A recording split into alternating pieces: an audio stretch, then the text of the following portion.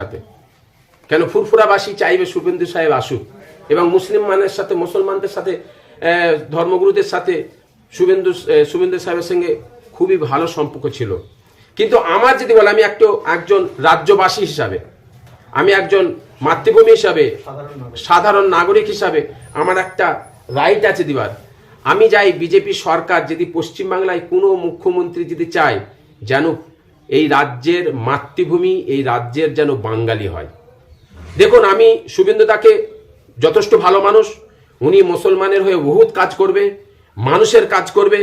সেরকম দিলীপ ঘোষ, উনিও বহুত কাজ করবে, মানুষের পাশে কাজ করবে।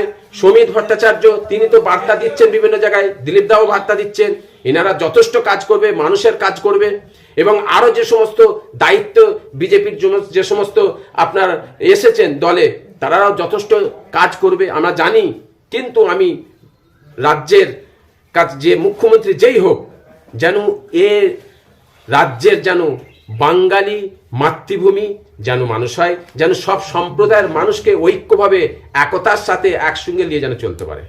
আপনি ফুরফুরার পীরজাদা হিসেবে যে বিগত সরকারের আমলে যেসব কাজগুলো হয়নি, নতুন সরকারের কাছে কি কাজের প্রত্যাশা করছেন? কোন কাজ? দেখুন, আমি এতটুকুই নতুন সরকারের কাছে বলতে চাই, মানুষ একমাত্র ভোট দিয়েছে উন্নয়নের জন্য, এবং শুধু হিন্দুরা ভোট দেয়নি, ভোট মুসলমানরা দিয়েছে। মুসলমান যদি ভোট না দিত, 35% মুসলমান কাকে ভোট দিল? দুটোর মধ্যে একটা।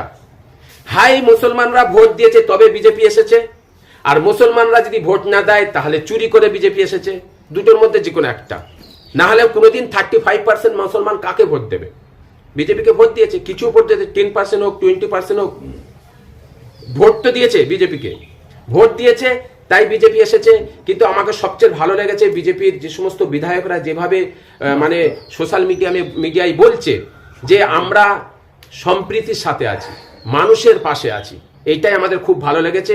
আগামীতে নিশ্চয়ই উন্নয়ন হবে, কাজ হবে।